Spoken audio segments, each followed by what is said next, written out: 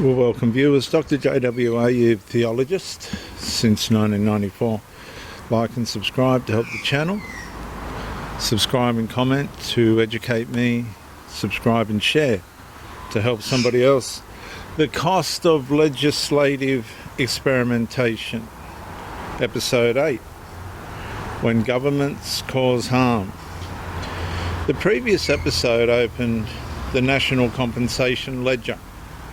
Legal costs, institutional costs, personal costs, democratic costs, and public trust costs accumulated across more than a decade of conflict.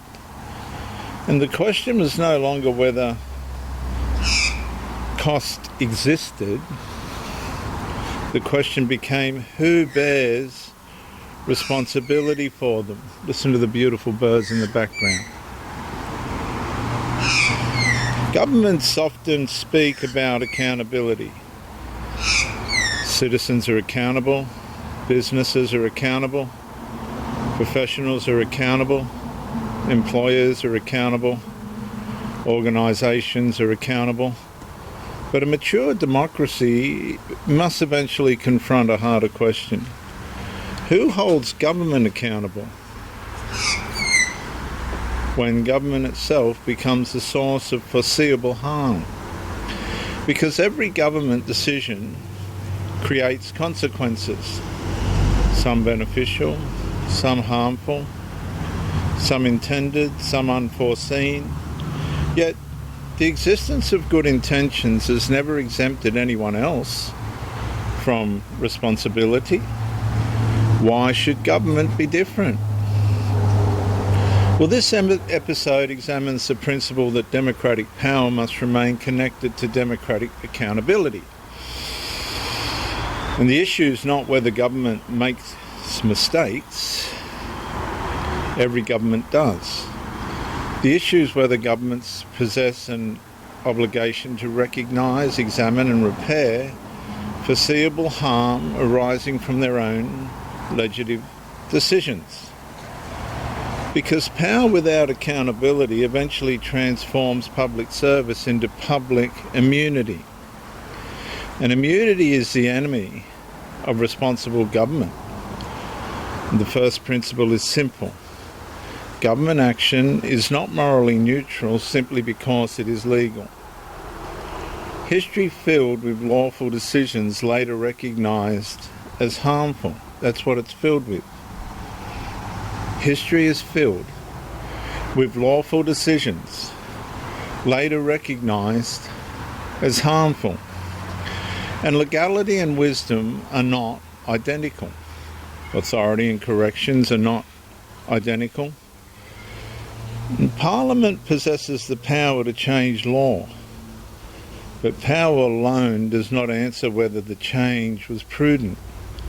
Nor does it answer whether citizens should absorb the consequences without recognition. And my point is, the ability to pass a law does not eliminate responsibility for what follows. The second principle is foreseeability. Democracies do not demand perfection, they demand reasonable care. If foreseeable conflicts emerge from legislative change, accountability questions naturally follow. Could the conflict have been anticipated? Could competing rights have been examined more thoroughly? Could clearer definitions have been put into place to prevent years of uncertainty and consequence and punishment? Could Parliament have reduced the burden later imposed upon citizens? These questions are not attacks upon democracy. They are evidence of democracy functioning properly. My point is, accountability begins when governments examine consequences rather than intentions alone. The third principle is consequence transfer. Consequence transfer. One of the most common features of legislative failure is burden transfer. The decision remains centralised. The consequences become decentralised. Parliament changes the framework. Citizens absorb the risk. Women defend boundaries. Organisations defend policies. Businesses defend practices. Taxpayers fund litigation. Courts absorb disputes. And the people carrying the consequences are often the people least involved in creating them. My point is, legislative burden transfer is one of the clearest indicators of failed accountability. The fourth principle is public trust. Trust is the currency that allows democratic institutions to function. Citizens accept difficult decisions when they believe accountability exists. Trust erodes when governments appear willing to create consequences but unwilling to examine them. And the public can forgive mistakes, but the public rarely forgives denial. A government that acknowledges error preserves legitimacy. A government that refuses scrutiny weakens it.